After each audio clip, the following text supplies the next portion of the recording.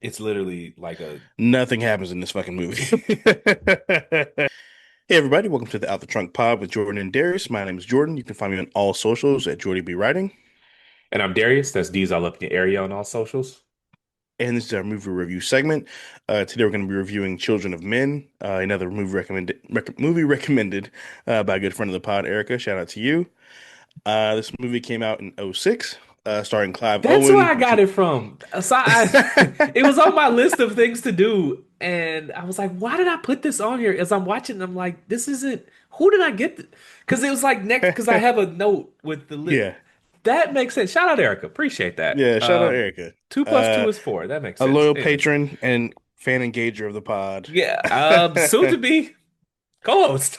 Soon to be co-host. Yeah. Spoiler alert. Anyways, Yeah, back to your spoiler drop. alert. Yeah, starring Clive Owen, Julianne Moore, Michael Caine, Alfred from Batman, Claire Hope Ashite, and Chiwetel Ejiofor. This movie is takes place in a dystopian world in 2027, where human infertility has led to a global collapse. A jaded civil servant, Theo Farron, is hired to protect a young refugee. He must escort her on a perilous journey out of militarized Britain after discovering she holds a miraculous secret. She's pregnant. This makes her the most important person on Earth. So I'm gonna set this up to send it over to you for Act One. Act one, we're going to call A World Without Hope. A weary bureaucrat, Theo Farron, is living a disillusioned life in a crumbling, infertile 2027 Britain. Nothing makes me feel older than future movies being the current year. Um, he is reluctantly, I was like, what? yeah. They're like in a far distant time. In a place far, far away. And it's like, yes, it's like last year. He is Yeah. reluctantly tasked by an estranged activist ex-wife with a dangerous mission, securing transit for a valuable young refugee.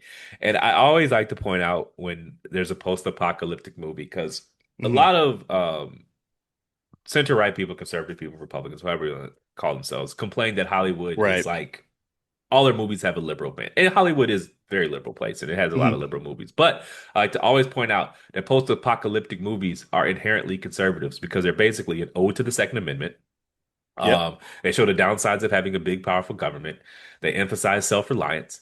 And they show what a world would be like with like a total population collapse. And these movies are basically what these movies basically highlight the advantages of conservative principles. So, Hmm. um, Walking Dead, The Last of Us, Yep. Children of Men, if you hated the big government and owned a bunch of guns and believed in growing your own crops and relying on yourself, you would do Right. really, really well in a post-apocalyptic world. So, Correct. um, 1984, Fahrenheit 451.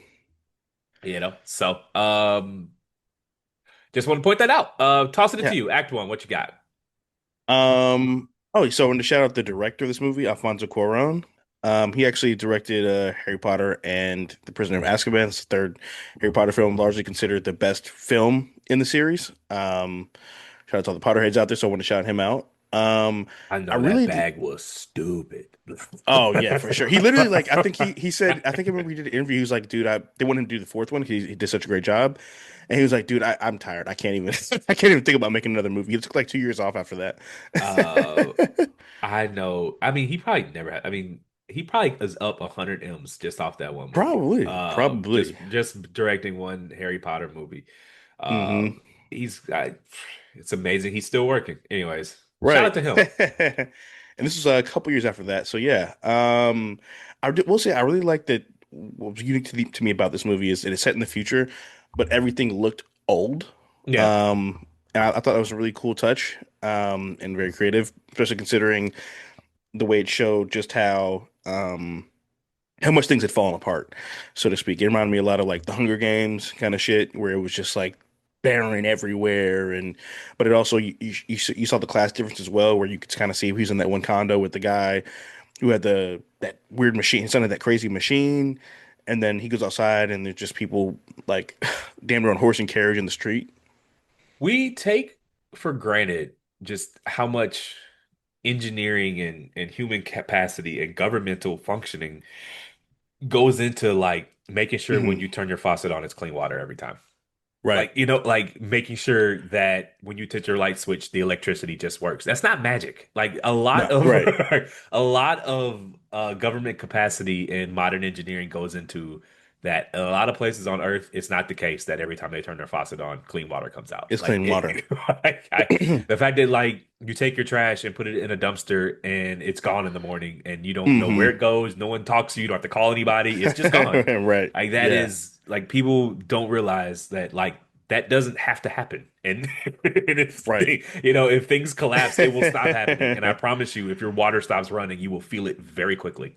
Yeah, and anyone Um, who's traveling out of the country knows just how important clean water yeah. or the difference in clean water. Because I remember I went to Jamaica once and I accidentally tried some of like their water, Yeah. and I almost threw up like right away. Like Yeah.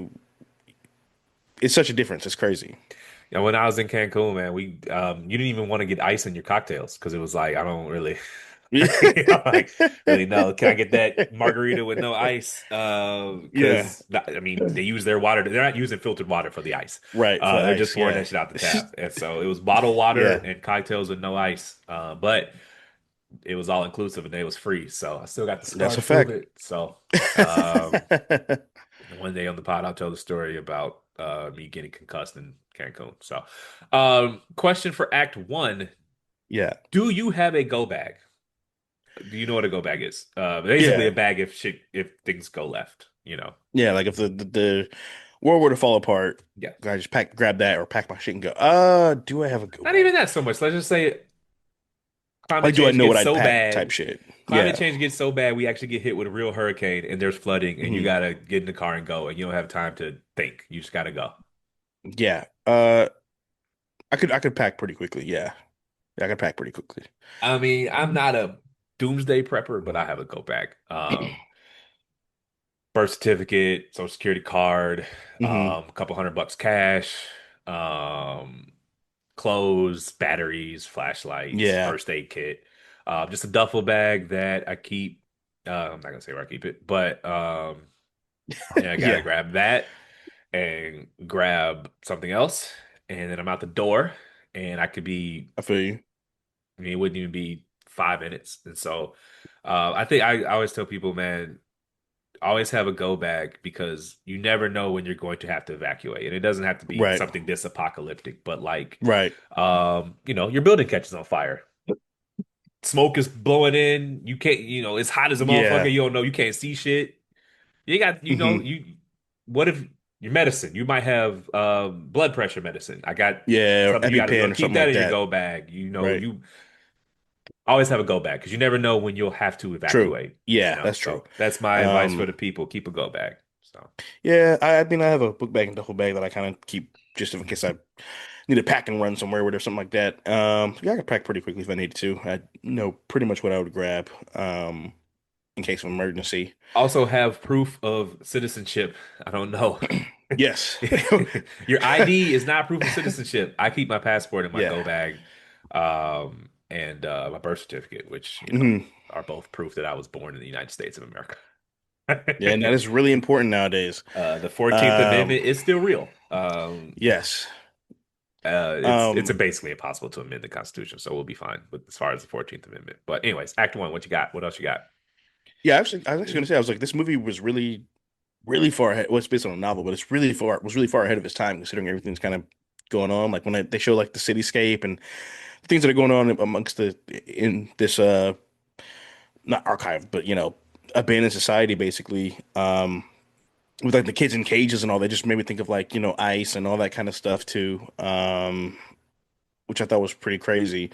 Um, I guess I Yeah. just wanted to ask you what. Oh, go ahead. No, go ahead. I was gonna say, I think it was Thomas Jefferson who said, "What do we have?" It was like a democracy if you can keep it. People think democracy Yeah. is just something that exists, and it's like no, it's something you have to protect. And Yeah, you so, have to fight for every single day. what were you gonna ask? Yeah, I was gonna say, did seeing that movie and kind of thinking of the parallels of today's things that are going on in today's world, did it make you like anxious at all or fearful or maybe less hopeful for the future? No, not really. Um, Obviously, I'm not unconcerned, but Hmm. I am generally speaking, not very alarmist. And it's not good that the institutions have had to hold, but they have held. And Yeah, it helps that he's 80 years old. If he were 25 years younger, I'd be a lot more concerned. that's fair. Yeah, I'm aware, and Hmm. some things are alarming, but no, my hair is not on fire. Um, Yeah. you know, so that's to answer your question. So you, Okay. Uh, yeah, because well, for one, it's almost like okay, if all you need to do is see one person do it to know that yeah, it can be done, and it's like if you can see one person ruin like break democracy in this country, then what reason is there for it to start back up again in a sense, or how hard would it be to resume it? And then more than that too, it's also like okay, it's not even it's his followers. Like what would they do? What lengths would they go to encourage and protect that as well? yeah, but none of them are as charismatic as him. Um, That's fair. they're not as funny as him. They're not as charming as him. They're doing like a bad impersonation, but also, Yeah. that's why I harp on people. As you know, I've said in a previous pod, if you truly believe that this is an existential threat, then you need to be willing to do the art of persuasion and convince people. If it's truly like your life, do you think the country's at stake, but you're not Mm, willing to fold on any policy issues, then you don't believe the country's at stake. Like, mm, it's like yeah. I think it was John Stewart who was he did the thing where he says, he has an uncle that's a Trump supporter and he loves Racist and those. And yeah. people did the thing where they're screaming in the comments like, if you could talk to him, then yeah. It's like, okay, well, do you believe this is an existential threat or not? Because if you're not willing to do anything that makes you uncomfortable, then you don't believe this is an existential threat. That's fair. Because That's your a fair point. goal is should be, if he's amenable to it, your goal should be persuasion. And if you're not willing to do Right. that, if you're willing to just storm out of every room when some Trump supporter says something you don't like, then you don't Mm, believe this is truly dire because you're not willing to do anything that makes you uncomfortable. mm, You're pretending to, but your actions, reveal that you don't actually believe it's as dire as you say. So, I'm willing that's to a do fair the point. work. That's why I, am flexible in position taking. That's why I listen to people because I take the threat seriously. And Mm, I have very little patience for people who just want to storm out of every room that's, to the right of center. not even. I mean, these people to the right of Pete Buttigieg, they just want to, storm out of every room. And it's like, well, then you don't believe this is a real threat. You're pretending to because it's easy to fundraise that way. Mhm. Um, so no, I mean, look, there are some images that are definitely disturbing, and the movie Right. can be a bit prophetic in that way. Extreme. But Yeah. no, I mean, it's democracy if you can keep it. These things, at one point, the emperors of Rome thought this would be forever. It's not guaranteed you'll be on top forever. It's not guaranteed this will be a That's free true. country forever. You have to fight for it. You have to be willing to, protect it. And so, go out and do that every day. You got anything else for Act One? Um, yeah, so I was gonna say we talked about this before in thing with when we did our weapons review, where the couple had lost a child and Yeah, they were on that double decker bus and they were talking, and it was almost word for word the conversation that we had talked about where both parents are grieving and they're heartbroken in different ways, but one kind of moves on and one just like can't let go in a sense, or not. yeah. I mean, they both can't let go, but in their not letting go, one tries to just move on as best they can, and the other one just kind of it's just stuck in that quicksand, so to speak. And I like that they had that conversation because it really showed a perfect example of kind of how that can break a relationship and break a human, you know. Yeah. So I really like that conversation that they had. It's almost like 100% predictive. Like one Yes. parent will Hmm. move forward and one parent will, I hate to say self-loathe, but I don't know what else to say. Right. And they will resent each other for the choices they make and they will divorce. It's just, Hmm. it's, It's you almost can, guaranteed.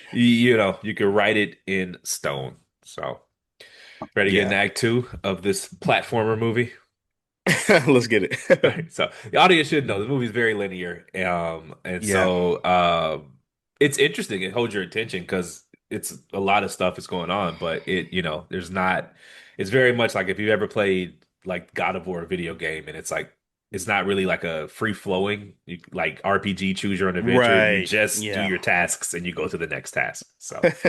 Act 2, The Reluctant Guardian. Theo begins a high-stakes cross-country trek to deliver the refugee to a secret sanctuary known as the Human Project.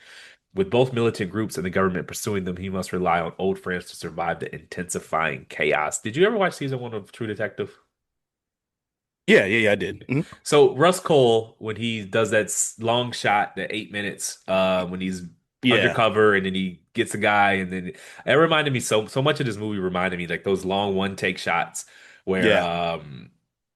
I just love season 1 of True Detective. It's been awful ever since. But Yeah. like Russ is undercover, and then there's like the, Hmm. the raid breaks out, and he has to like basically kidnap a guy, and it's all in one take, and it's all one long shot. And a lot of Yeah. this movie reminded me of that. Also, I love when post-apocalyptic movies give us a glimpse of like the world that was before. Like you saw the Picasso paintings in this one. Hmm. Um, if you ever play like The Last of Us, they're in Seattle and like you go into this like huge convention space and you see like anime and so like what is this? Hmm. And it's 40 years past the time, but it's like decaying. Right. So it's a nice Yeah. way to, ground the movie in reality. And so yeah, what you got for Act Two? Yeah, speaking of long shots, it's interesting. I'm glad you brought that up. This movie came out before the movie I'm about to reference, but it reminded me a lot of that movie Birdman. I don't know if you ever saw that with Michael Keaton. I've heard of it, I have not seen it. Really, really good movie, and it's the whole movie is basically like one long continuous shot, and so that's definitely what kind of jogged my memory when I went and when I saw this movie.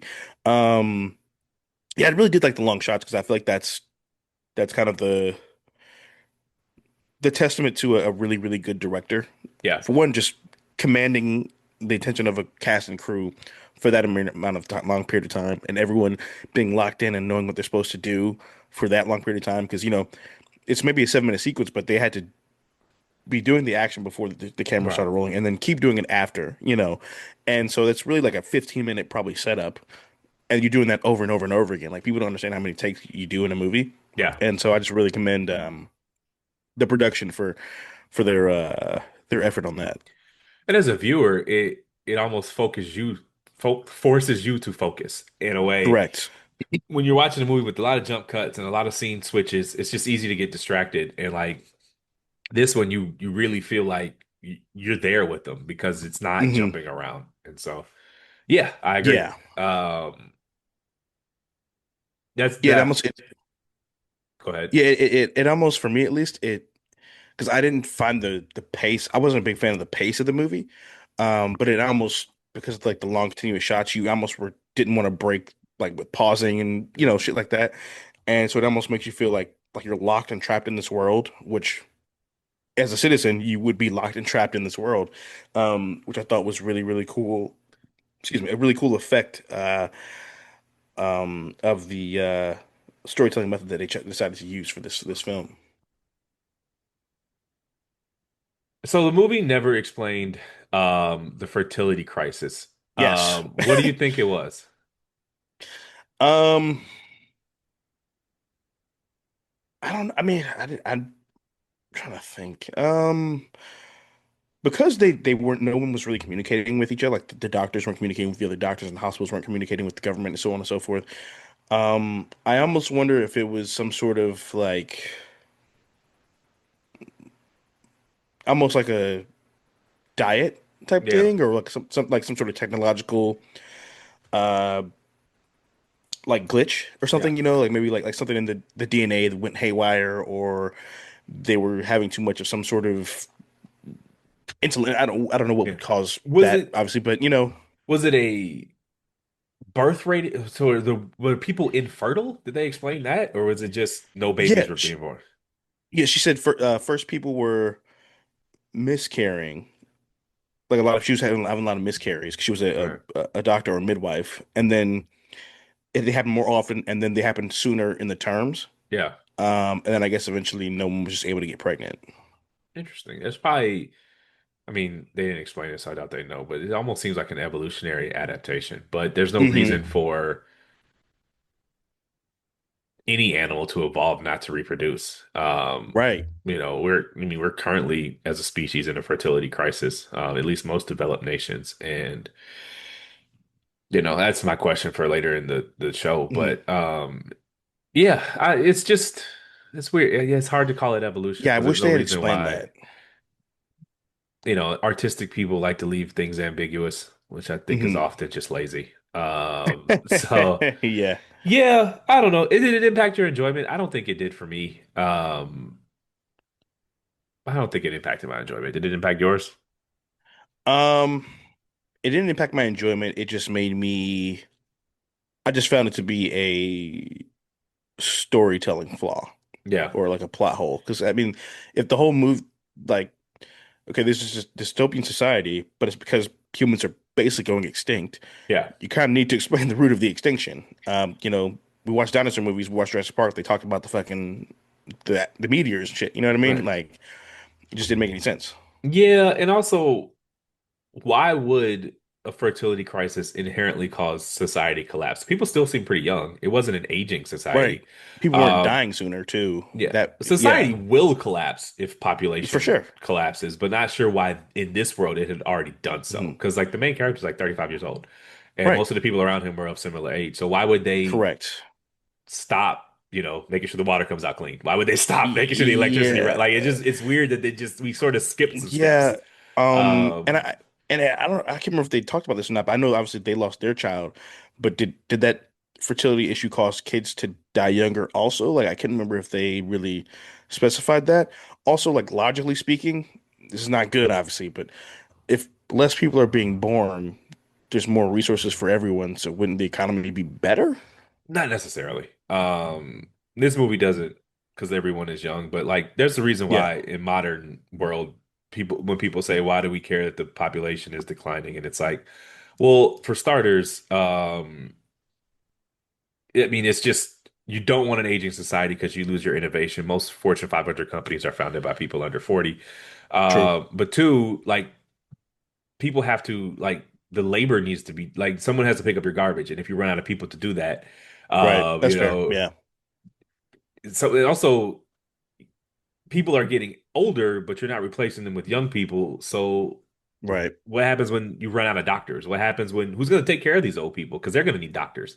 Hmm. And you run into a labor supply problem. You run into a tax death spiral because young people are productive and they work and they pay True. taxes to take care of Less taxes, old less people. Like community programs. I know people don't want to hear this because it sounds like a conservative thing, but like one of the reasons you don't want a population to decrease is because the way Medicare is set up, we pay taxes through our 20s, 30s, and 40s so that we can collect in our 60s and 70s. But if you run out of Hmm. people in their 20s, 30s, and 40s to fund it, how are you going to pay it out to Take care of the people? people Like, in their 60s and 70s. yeah, it can quickly go into a spiral where you Yeah. don't have Okay. enough working age people to contribute their labor and their productivity and their taxes to take care to fund things. And so um you know people societies need people. If you've ever played a video game like Dawn of Right. Man or Civilization and you've ever gone through like a population collapse and like you're trying to rob Peter to pay Paul, and there's a game called Banish where it's the Hmm. same thing where you're just moving people around and Yeah. you grow your civilization, and the more hands you have the more jobs you can do. But then let's say your society ages and they don't start having babies, and it's like, okay, Right. I need 12 pieces of iron, but I literally don't have a human being to go pick it up. And now because I Uh-huh. don't have that iron, I can't build a house. And now this person died because they don't have shelter.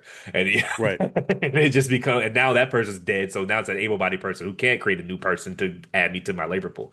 And so, Right. yeah, you definitely do not want to be in a society that's aging and dying off because it's not, yes, there'll be more resources available, but resources don't just show There's up at no your one to front door. cultivate the There's no one to resources. go and get them.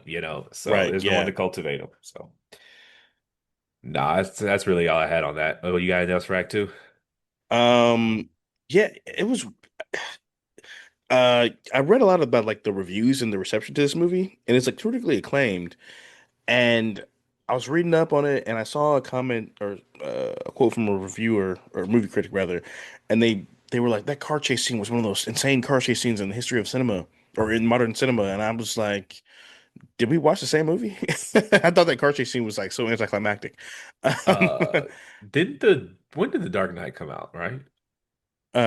oh 08? I was gonna say, I thought if it was '06, I'd be like, that ain't even the most iconic one that year. Uh, Yeah. um, Um, yeah, yeah, I mean, I thought the Julian Moore death was jarring and yeah, it was really good shocking. Yeah. cinema, and you rarely Yeah. see a character not act bulletproof.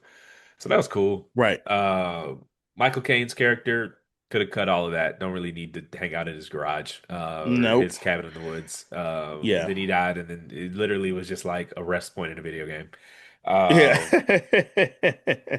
So Yeah, I feel like Act Two was there was not a lot happening in Act Two. I think one of my biggest issues with this movie is that it was nearly 2 hours, and there's only about 15 minutes of like actual things happening in the movie. that's Um, well, let's not drag. Let's get to Act 3 then. yeah, Through the war zone.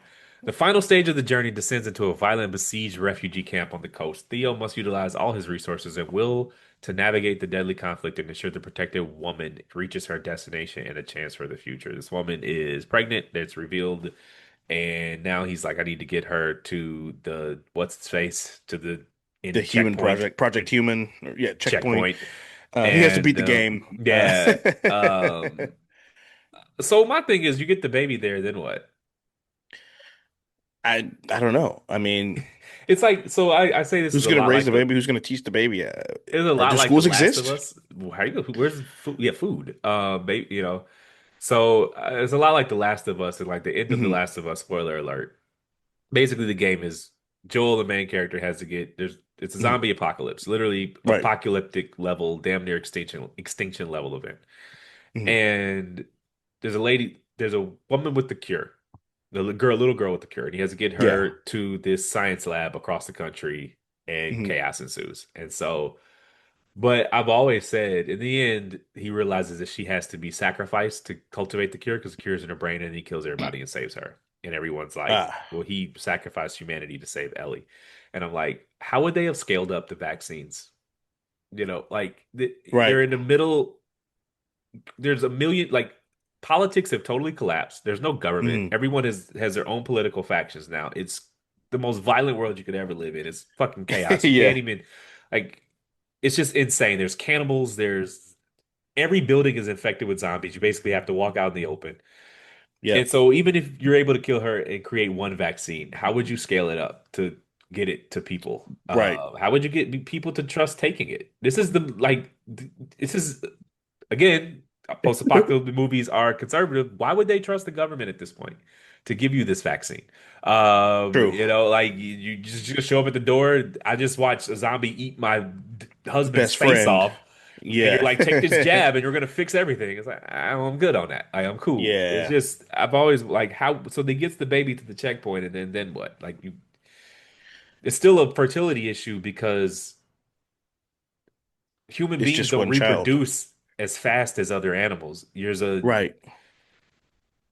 We're just going to, for the sake of the pod, say 18 years old, they can start Hmm. reproducing. Yeah. And so you have to wait 18 years for this baby to get of age to reproduce. And this woman can do one at a time. And that's going to take 10 months. And then you're going to get one Yep. baby. And you don't want to be inbred. So who's going to, it's Yeah. logistically, it's a lot harder I than it agree. And looks. they never really explained like the miracle of her getting pregnant either. Like I how was she able to do it and no one else was? mean, I'm cool with that because The Last of Us never explained why Ellie was immune. They did in the TV Mm. show later, but like, genetic anomalies. Why do some people get, Yeah. Lou Gehrig's disease? I don't technically know. It's just Right. genetics. Some people get dealt a bad hand of cards. And so she has some severely recessive gene that just did not take to whatever the rest of the world takes. Yeah. And so that's fine by me. There's enough rare medical things that happen in the Hmm. real world for me to believe this is just a rare medical event. So, That's fair. Um, yeah, so did you when I they showed like they had the long video game basically battle sequence, yeah. and everybody realized she has a baby, so everyone kind of stops. And then the second the babies pass, they're like, all right, let's kill everybody. Like, Well, so it's one of those things though, like we take peace for granted. The right. fact that none of us have lived through, well, the Iraq War. But We never lived through war on our home, correct. soil. But like over the arc of all of human history, peace is the rare thing. Yeah, Like that's true. Yeah, we've been at the one thing our species does better than anything is killing each other. it's war. So that's what they know. That's innate to their human existence. And so Correct. they're not the baby, they probably hadn't heard a baby cry in 10 years, 20 years. Right. And so that after that initial shock wears off, they get back to doing what they do best. Back to normal. Yeah. Yeah, but like Um, again, man, we take peaceful transfers of power for granted for as we granted, we do. we take like that's what politics is. Politics is the substitution of war. It's Mhm. solving political disputes peacefully. It's not like because before that, it's just Game of Thrones. I don't like that you're on the Yes. throne. I'm just going to kill you. I'm gonna kill you. And like that, And my friend's gonna kill your friends. correct. And it's just an endless death spiral. And Right. so there's nothing that the peace is rare. And Hmm. we have a constitution that is held so far, but it's not guaranteed to. And it's No. not at all, you know, no one thought there'd ever be another war in Europe and then Russia invaded Ukraine. That's Yeah. just our life. And so, but that is the most normal thing, you know, Hmm.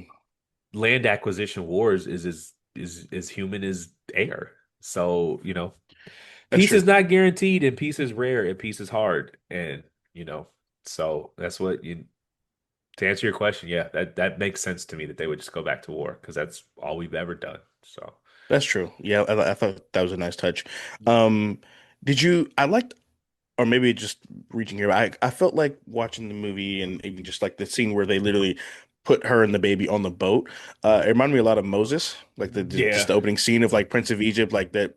You. This is like the savior. We're gonna make sure this kid is safe. Onto better pastures, hopefully, in And this then world of Jesus war literally and sacrifices himself. yeah, The main character, right, Jesus literally sacrifices himself. No, yeah, I yeah, mean, yeah, that's true. It got very religious there at the end. yeah, Maybe that baby is the immaculate. Maybe that baby is there right, to save humanity. Um, I'm not a religious person, but if I were in that yeah. situation, what else is there to hold on to? So, Correct. And it gave them hope, hope enough to stop shooting for at least 1 second, yeah. 10 seconds. What else you got for Act Three, man? Um, yeah, I wanted to know because I didn't find the story or the characters particularly interesting. Yeah. So I wanted to know what kept you enthralled in this world when you watched the movie. The fact that I had to record a podcast. Bye. This was a Saturday afternoon. I'd have cut the shit off. I feel you, yeah. Just being honest, that's the only No, thing that yeah, kept me same. I going. was like, I gotta get through this so I can talk about Yeah. it. We got it through 30 minutes though. No, it was not a bad movie. It's just not a good pod movie in the sense that there's just Yeah, not a lot of meat on the bone. yeah, Um, you could talk about a world with low fertility, but that's yeah. not really what the movie was about. So I don't really know. I don't really know what else to say about Right. it. And the But characters, for me, it was the characters were pretty hollow, so there was not a lot to really like root for in a sense. I mean, you're rooting for the people because you want people to be free and happy and all that. But it was just like I don't have a real reason to like be invested in the story other than I want to see how the story plays out, which I feel like was one of my biggest criticisms for this. Is one of my biggest criticisms of the movie. Um, I guess also because I've seen certain movies that are like kind of war slash dystopian movies, and they found ways to make us care about the characters a little more than this one did. what I will say is that back to the war thing. Ken Burns was on famous historian, documentarian, all of that. If Mhm. you've watched his documentary on Amazon about the Civil War, about country music, I mean, he's goated. And he was on Derek Thompson's podcast today because he's doing the Revolutionary War. And he made the good Okay. point. He's like, We almost underrate how radical the idea was of the Revolutionary War. Before the Declaration of Independence and the Constitution, like 99% of the globe lived under an authoritarian state or a monarchy or Right. some other, like the idea that citizens would be free and could vote for the people who govern them It's was new. to say it was radical is to it would be like it Putting a would man be on the just moon. yeah, it would be just as crazy to say let's go back to a religious monarchy today. Like, Right. Yeah. nobody did that. And it's like not only did they fight a war for it, they wrote a constitution that's held for 300 plus years, and obviously some of it's more dated than others. Right. I would, touch up the Second Amendment a little bit, but like we un like obviously there's two sides of the things where like there's the 1776 project that wants to make that crazy lady wants to make everything Yeah. the founding of America the worst thing in the world, and they're all awful human beings and whatever, whatever. Hmm. And then there's the other side, which is acting like they were just the greatest human beings to ever exist. And so it gets caught into two extremes, but we can never lose sight of the fact of how radical what they did was because at that time nobody was free. Everyone lived under Right. Game of Thrones style monarchy. When the king died, his son just became, no one had a say. The citizens couldn't Yeah. vote. It was, and again, it's not guaranteed to keep going. We've only been doing this 300 years, and that's Right. on an evolutionary time scale, on a human evolution time scale, that's an irrelevant amount of time. That's like a second. So, True. That's true. um, I just thought that was poignant because I never thought about it like that. At the time, Hmm. 99% of the globe lived under no one voted. Like you're gonna let Right. the peasants pick who Yeah, right. like the You're letting the idea, peasants choose the king? What? yeah, the idea that like Stannis Baratheon would like go out to the troops and ask them for their vote, like Right. Like the fact that, and he would give a shit and listen to them. yeah, It's and like crazy. have to listen, and then every 4 years he would like go ask them again, and if they said no, he would just go home. Just go Like home. it's not a thing that would ever have happened Yeah, if without a war, fighting a war for it. So that's true. you ready to rate this thing? Yeah. What do you rate I'm gonna give this one it? 2.5 stars. Uh, yeah, definitely will never watch it again. Lord willing, the creek don't rise. I'm going to go three. I enjoyed it. I enjoyed it for the conversations it allowed us to have, even if it Yeah. was not exactly what I would call electrifying cinema. So three. Mhm. Okay. I'm mad at that. All right. Thanks for listening. My name is Darius. That's D's All Up in Your Area on all socials. And I'm Jordan. That's Jordy We Writing on all socials. Please rate, like, subscribe. We are at Out the Trunk Pod on all socials. That is Out the Trunk Pod on all socials. And for any ongoing movie recommendations, you can reach out to us via email at outthetrunkpod@gmail.com. That's outthetrunkpod@gmail.com. That's a wrap. Thanks for coming to the movies with us. We'll be back next week. We're going to be reviewing White Men Can't Jump. Y'all All take it right, easy. y'all.